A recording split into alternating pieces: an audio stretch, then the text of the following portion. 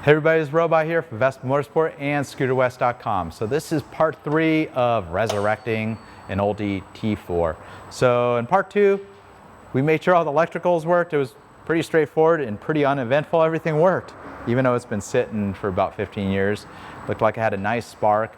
Lights were all working, all that kind of fun stuff.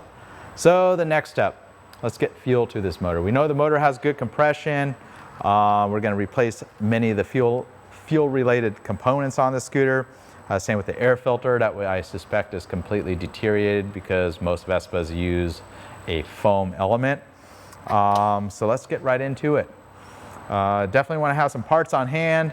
You know, figure out how to overhaul your carburetor. That's going to be, I would suggest looking at my video that I did 4 years ago, the comprehensive Vespa carburetor cleaning. You're going to need a fuel tap. This is a very popular part that deteriorates from age. 575 321 is the correct fuel tap for a 4-stroke scooter. There's a different part number up there for the 2-stroke. If you had a Vespa ET2, for example. Just to tell you what this does, this is an automatic fuel tap. It automatically shuts the fuel flow off. And it's a combination of the fuel filter. So if you're wondering where the fuel filter is, it's built into the fuel tank. This is an O-ring that seals it to the tank. This is your outlet for the fuel, and when the scooter's sitting there stationary without running, fuel doesn't come through out of this little port. So if you disconnect the fuel line and the motor's not running, it's coming out of this port, or it's coming out of this little air hole here, or even worse, through this little port, this fuel tap needs to be discarded and replaced. So I got a fuel line. The old fuel line, you'll see it's a broken, crispy mess on the scooter. Definitely want to have a new fuel line. You may want to get 2 feet of this. It's either 5mm line is the correct size, or you can improvise with 3/16 fuel line as well. This is the gray and black Tygon, which is a really high quality fuel line. This will probably last the life of the scooter versus the line that they originally came with. The vacuum lines, sometimes they're in better shape. That's going to be a 3mm or 1/8 inch vacuum line. And as what this port does is there's an engine manifold vacuum. And this is your intake manifold that we're going to replace. And when the motor's running, it pulls a vacuum on this little port, and that vacuum translates to this valve, and it opens up and allows for the fuel flow. So when the engine's not running, there's no vacuum, and that shuts right off. So that's how the automatic fuel petcock works. You know, on a motorcycle, if you're familiar with that, or a vintage Vespa, they have a manual petcock that you can turn on and off with a lever typically. Fuel injected bikes are completely different, or fuel pump in them. So carburetor's all out, all cleaned. These are vent hoses. They're kind of hard to get, some of these small hoses. They aren't really 100% critical for the operation. But then again, if you have overflowing gas onto the top of the engine, that's not always the best situation. There's the crispy fuel line that's going to get replaced. This is your vacuum line. It's in pretty good shape. I'd probably replace it as well, especially towards the engine. It's hard because there's a lot more heat, but if you go further up the line, it's supple. And sometimes you can actually cut the line back a little bit and use it. I already determined the intake manifold's got little cracks all over the place. If it's just an old intake manifold, I'd just suggest replacing it. They're not all that expensive. So screws are already loose. Go ahead and remove that intake manifold. And whenever you have the intake open, the port open, make sure the hole's covered up.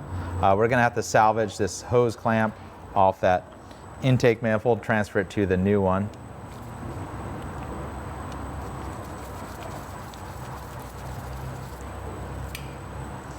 And take your new intake manifold, I'll just put it in the same orientation. Don't want to tighten it just enough so it doesn't fall off the intake manifold, because the carburetor kind of expands this intake manifold when you're installing it.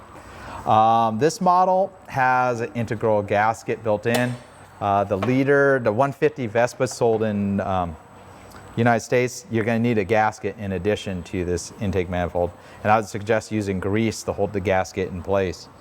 The gasket is kind of a better sealing method than these ones. They seem to hold up, that's like, they're not prone to intake leaks like this one is. So they made improvements over the years by doing stuff like that. So the fuel injected ones use the same kind of method. So I'm using like a 8mm T handle. You can use a little ratchet, go between the two. And if you want to torque that, about 7.5 foot-pounds if you're going to use a little torque wrench on this, but just give it a little snug, that's all it needs.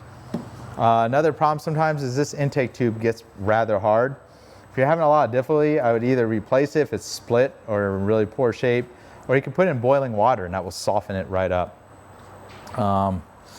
But let's jump away from the intake manifold. We're going to jump over to the fuel tab and we'll see if we have a mess. I'm going to raise the lift and we'll check it out. So when resurrecting a scooter, like I said, this is an important part of the fuel system, just as important as the carburetor in many ways. And right under this right side, ironically right above the hot muffler, it's not the best area to put it, but that's where they put it. This is your fuel valve right here. I would suggest trying to siphon as much of the old fuel as you can out of the fuel tank. We're going to go ahead and take this side skirt off.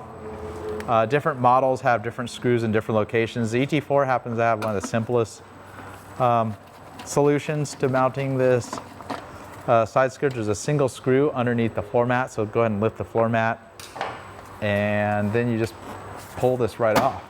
And it's got 3 rubber pegs. And now I have a bit better access to that fuel valve under here.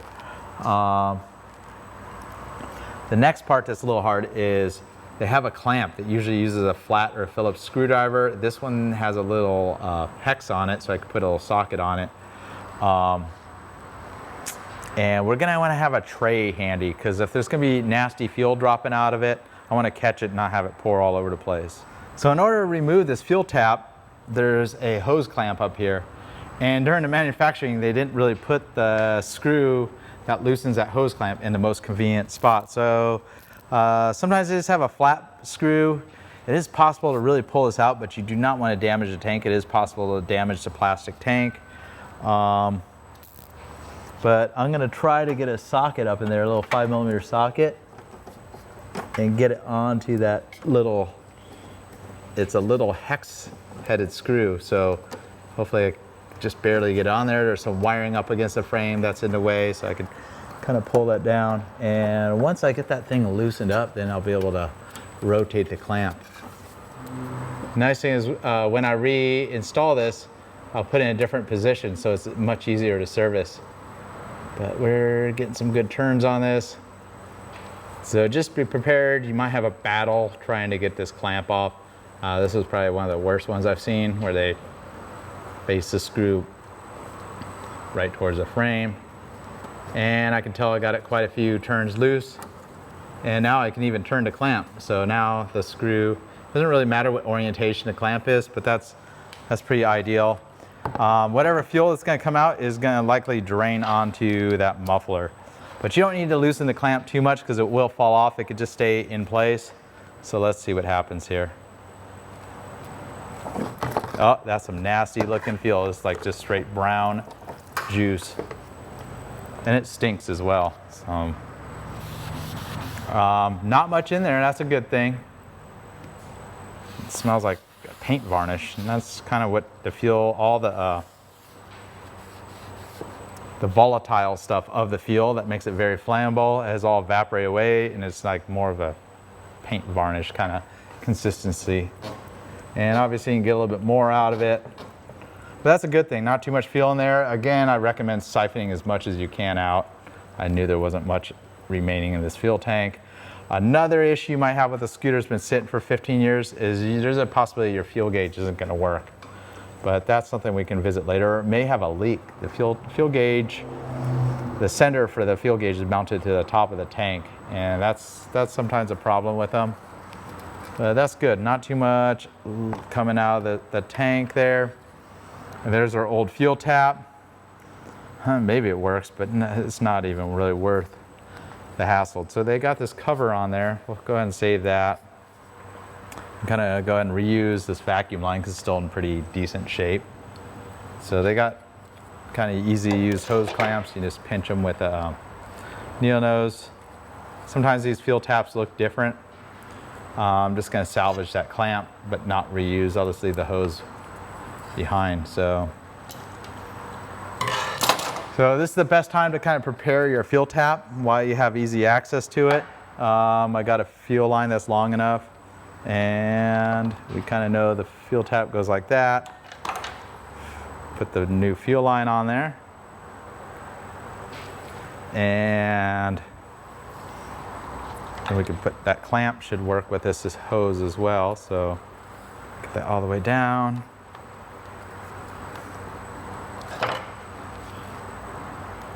Pretty important to have a hose clamp. If you hit a big bump, you don't really want the hose to come loose. And you can see how that's all kind of swollen on the ends.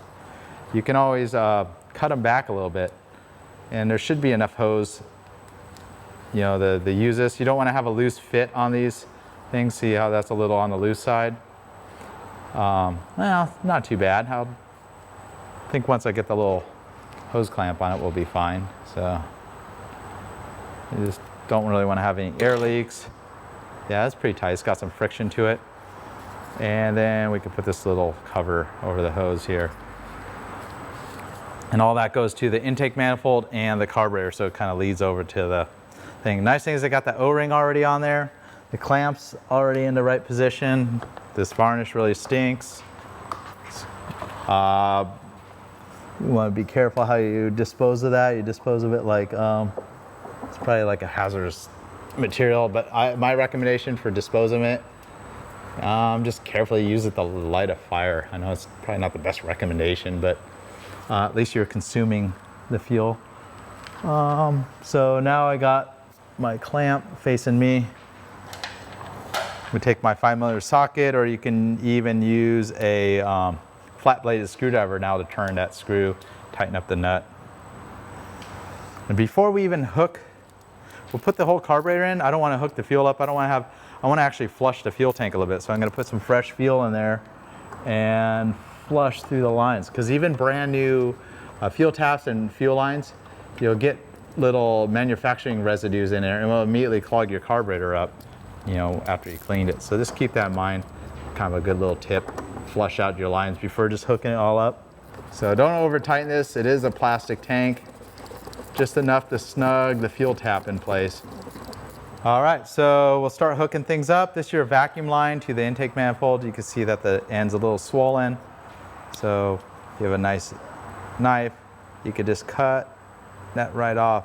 You can even use diagonal pliers, and you start out with a fresh new end. If the hose is in really bad shape, it may split, and if that's the case, I would just get a new hose. So this pretty simple system.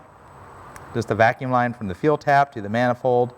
Some of the later LXs, they have an emissions control systems on them, or even the ET4s have an evaporative emissions control system. So you may have an extra hose going to that intake manifold that captures the vapors. There's also a possibility that you have an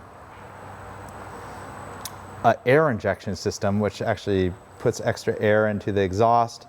That helps allow the motor to run a little cleaner by burning any unburnt hydrocarbons. So I would suggest leaving those all hooked up. They're very reliable on the Vespas. They don't really cause running problems unless the hoses are just deteriorated. That's the only problems I typically see with those systems. They're all there for a reason. And we're not going to hook up the fuel line just yet. I can get pretty good access to it. I'm going to shorten the fuel line by a little bit. This is your automatic choke, which is electrically actuated little wax motor, as they call it. So it kind of opens up and closes off this choke passage as it warms up, or they call it a bi-starter. So it's an extra fuel that goes by the motor. So, you know, I don't have these right now, but these hoses are crispy critters. So we're going to come back. I'll get new hoses for it. They're just like rocks. This is a little harder to find. This is like 2.5 or 3mm hoses. Like I said, it's a pretty good idea to put those, hook those all back up. But in order for the automatic choke to work, you do need to have the carburetor installed. You're not going to get any fuel flow unless the carburetor is installed. So this one's got a a throttle cable kind of comes from the bottom, so I'll get that all in position once I get this popped in. So, and if you're having a lot of difficulty with this, heating up the manifold will help you out. Make sure it's all the way seated in. There's so many times where I see people do their own carburetor rebuilds, and for some reason they don't bother pushing the carburetor all the way back in. It's a pretty popular trait among the amateur mechanics. This is where it may be useful to have a short screwdriver for clearance, because I have the clamp right there. I could have probably turned the clamp on the other side, it would have been fine, but this looks like it was the original position. So go ahead and tighten that up. And that will keep the carburetor sealed up in the intake manifold. The purpose of the intake manifold, yeah, it keeps the heat off the carburetor, also isolates some vibrations. And next we'll take our throttle cable, make sure the throttle cable's freed up. So it's working good. Pretty simple, just single cable design on these. It's kind of a funky design with how they have the have it coming from the bottom. They kind of changed it on the later ET4s and LXs, where it kind of comes in from the side, a little easier to access in some ways. So we'll get this nut threaded on. So this cable, we still need to work on the nut, but if you turn the throttle pulley, there's a little slot for this cable to drop, the barrel of the cable to drop in. It only goes in on the one side. So I just gotta kind of feel my way around. There it is. So it dropped in a slot, and there you have that all tightened up. This one is not much clearance to get a wrench in there. Sometimes you gotta monkey it, just use like a needle nose. So you could just want to make sure that's tight, because if that comes loose, it could jam up the throttle in like an open state, and that could be a bad situation. But now we're pretty close to tightened up. Make sure it's just pretty snug. Kind of twisting the whole carburetor. And now that's all tight. There's a throttle cable adjustment right there. And you want to make sure the throttle comes right to the stop. We'll make further adjustments to that down the road, but it feels like there's not much throttle play, so we might have to make some adjustments to that. But this is your automatic choke. So on this model, they got the connectors underneath a sheathing for the automatic choke. Originally they had a little clip that also secured the wiring to the shroud, so we'll go ahead and reinstall that little clip. They've changed it over all the different various models. Even you'll find it a little different. Try to follow the way they had it originally. They kind of had it routed the way they do for a reason. Put that sheathing over that, kind of keeps moisture off the connector.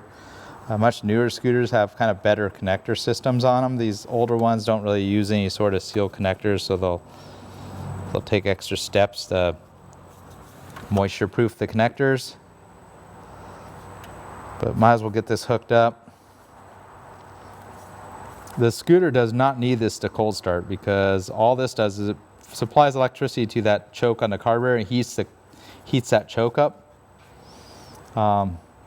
in order for the choke to shut off. So the choke will just stay on, not indefinitely until the motor really warms up, but it could end up with a really rich, poor running engine in certain conditions if this is not working, or it's just on all the time. So we'll make that connection, put the little sheathing back over it, and just like they had it originally, we'll put a zip tie that secure all these wiring. And maybe I'll hold off on that. I'll make sure we don't have to take our carburetor back out and make further adjustments to it. There we go. And we know it goes something like that. So put a zip tie up in there. At this point, we're going to do a little fuel test. So the carburetor is hooked up. I don't have the fuel line hooked to the carburetor. I'm going to shorten that fuel line a little bit. We're going to put fresh fuel into the tank, which is located right behind the battery. So we're not going to necessarily fill the tank all the way up. Maybe we'll put like 2 liters, a half gallon into the tank. Watch for leaks, even with the new fuel tap, or the tank may have a split. That's why you don't want to get too crazy and put a bunch of fuel in it. And when we fill it all the way up, we want to check for leaks, because at the top of the tank is the fuel sender, and if that's gonna leak, it's only gonna leak when you have a full tank of gas. So something that you might encounter. We'll see when we get to that point, and we'll kind of backpedal because we'll probably have to drop the tank to repair that. This is where it's a little more dangerous because you're gonna have raw gasoline coming out. So I got a little cup here, and we're just gonna try giving it a quick little start. It's not gonna start because there's no fuel in the carburetor. Make sure your brake comes on. Sometimes that front brake switch might need to be replaced. Look at that.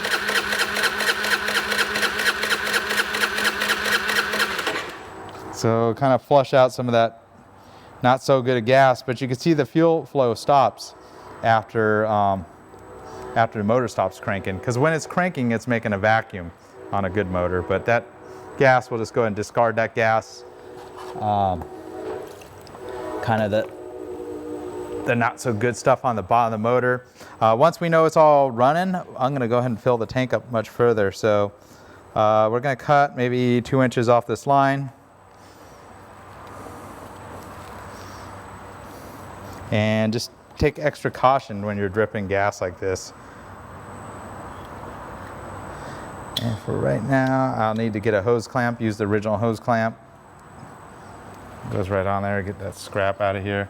And we're gonna go ahead and leave this intake snorkel off, because a lot of times to get the carburetor primed, it's nice not to have that snorkel in place. So this is a different style hose clamp because I couldn't find the original one. It's a kind of a wire clamp, and you just release the tool on it and it makes a nice connection right there. All right, well, the moment of truth. We know it has oil. Let's see if we'll get some fuel, make sure there's nothing in the way that would cause a problem. Definitely no fuel around. Probably want to have a fire extinguisher handy just in case you have a backfire or something. Not likely that's going to happen, but. And you can also open the throttle a little bit. I'm just going to put my hand over the intake manifold with a glove on. Oh, it's starting.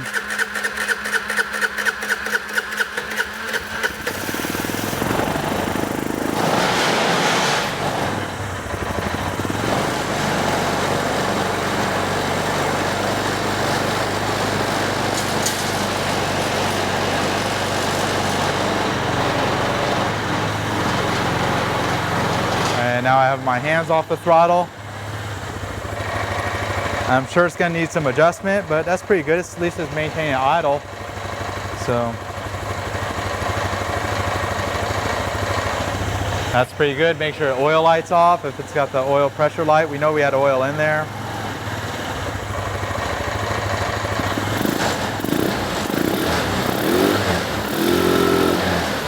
It's not going to rev out all that well without the air box in place. You know, once you get the air box in there, pretty. And it sounds pretty good.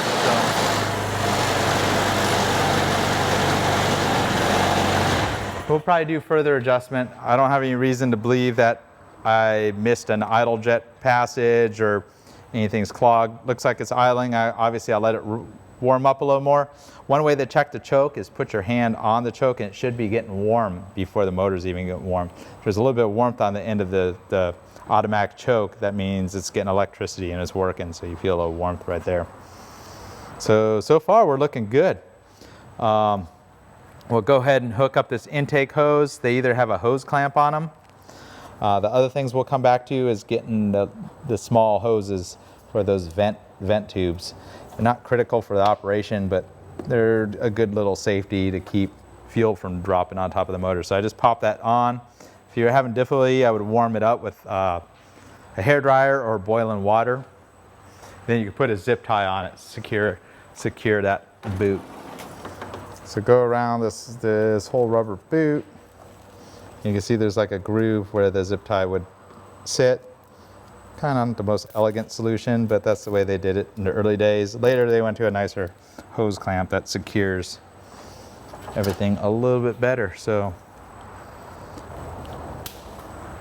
The last thing we'll do on this video, I'm not going to make the final adjustments to the carburetor just yet. I'm going to check the air filter and see how that looks, and I assume it's completely degraded and fallen apart. One thing I did notice is the rubber boot that goes between this snorkel up here and the air box is torn.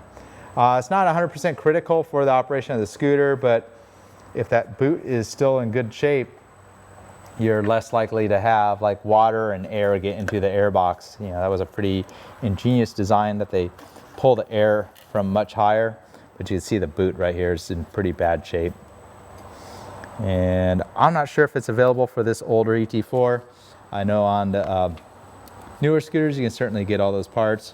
And the two other things you want to see up here are these wing nuts. There's two finger screws, and you can't get access to those easily with a screwdriver, so go ahead and pull those two off while we're working from the top. And then the lower screws will just be standard Phillips screwdriver screws on them, so just need to use a regular Phillips screwdriver. So just like the right side cowl skirt, left side just comes off the same way. There's a single screw that holds it, and now that reveals most of the air box right there. We'll probably leave this off because we may service the belt and do an oil change and all that. So we'll leave that skirt off until we're 100% ready. Go ahead and pull all these screws off. And don't forget the one towards the front. And we got the wing nuts off. Kind of a little bit of rust on it. And now we're able to pull the air filter out. There's a dead bug in there. Let's see how the filter element looks. See, it's all completely deteriorating. It's in pretty poor shape, so we'll go ahead and put a new air filter in there. Make sure it's pretty clean inside the air box itself. So I got the new air filter element that's all been pre-oiled, all installed, and then carefully get the cover. Sometimes you can set the filter into cover. Sometimes it's easier to set it into the box itself. Kind of hold the box in place because that does pinch the foam element. And just go ahead and get all those screws back in place. And kind of just start tightening them. They do not need to be tightened very tight. They are going into plastic. And you can see all the air filter oil on my hand. You can buy Maxima air filter oil. That's a specific oil for those filters if you're either reusing a filter or you buy a less expensive filter that's just dry with no filter oil on it.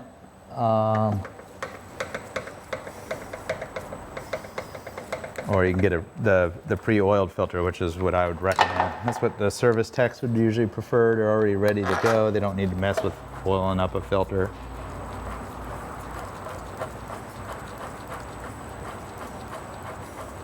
There's one other little problem I noticed with the scooter is you can see some oil on the rear tire. If I run my finger on the back of the motor, there's definitely like an oil leak or something. So we'll definitely need to investigate that. I don't know if that was a pending problem or just from sitting. Just to show you the air filter, the more I touch it, the more it's just crumbling into nothing. The problem is if I ran the motor with this would go right into the carb and into the motor, and it causes carburetor problems. The motor can burn it up, but it's not very good for the motor. All right, so off camera, I got some of the last little, like, I don't know, little jobs. I zip tied the wires, zip tied this battery vent hose. I zip tied the vent hoses off the carburetor. I'll clip all those zip ties and have the new air filter in there. Everything's all hooked up. And I think at this point, I'll let it warm all the way up. And probably our next video, I'll just drop the oil, and that will be it for today. And I'll continue on this next week. But of course, it'll probably be 6 or 8 videos into the scooter when it's all up and running. So. All right, so back to getting it started. Obviously shouldn't have any problem with that. Pull starts up really easy. Yeah, I didn't really struggle at all to start. One other thing that's pretty critical you want to check, make sure your battery is charging. So kind of jumping around with different tasks, but this is something I would do as a technician on a bike that's unknown. Get a voltmeter on there. So these don't charge all that well. And if you turn the headlight off, it will charge even better.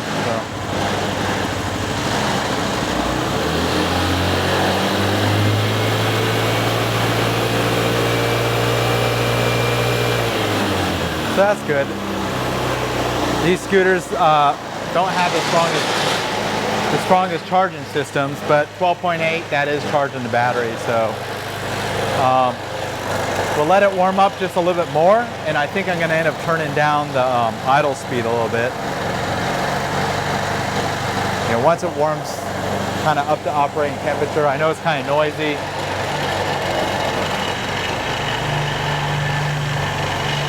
And get some of the noisy resonance from the motor running. We'll go ahead and put the while I'm allowing it to warm up, we know it's charged. I'm going to go ahead and put the battery cover on. Don't really need to mess with anything under there. We know our fuses are good. I'm just betting on that we don't have to pull the fuel tank out. We know it revs up pretty nice. And I can see the rear tire span, so it's definitely got a good drive belt. Time to turn the idle down. It's definitely a little on the high side. It's pretty noisy. The newer ones do have an idle adjustment right off this pulley. But here, this one's got like an adjuster that's off the air box. There's definitely a lot of heat on the motor now, so we know it's pretty warmed up.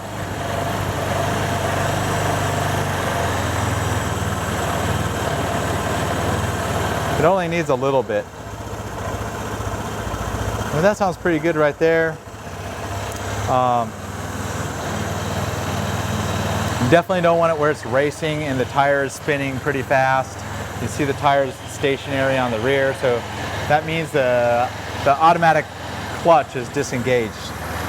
There's like a specific RPM, but you know, I'll go actually lower than I should.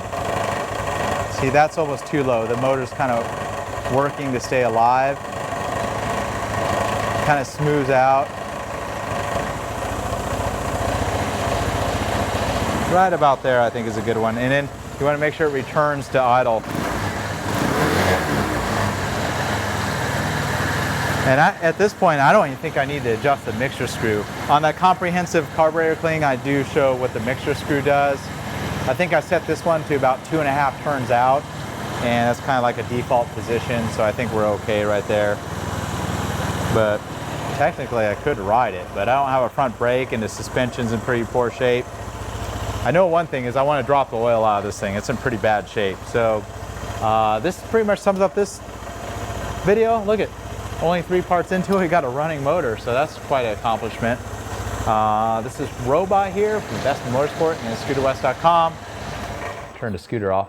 And thanks for watching. I hope that you found that useful. It helped you out resurrecting an old scooter, an old Vespa. They're all pretty much the same with automatic scooters, not too much difference between scooters. They all have the same principles. So maybe you have an LT 150, it would be all the same stuff, just different parts that you got to pull away, like body parts, to get access to the components. The Vespa happens to be one of the easiest ones to work on. You know, pretty much the reason people keep Vespas on the road so much is they do make them very user serviceable in many regards. And, you know, I could pull the bucket out and I see the whole carburetor here. Pretty neat design. Okay, enough of me rambling. Thanks for watching. Robot here.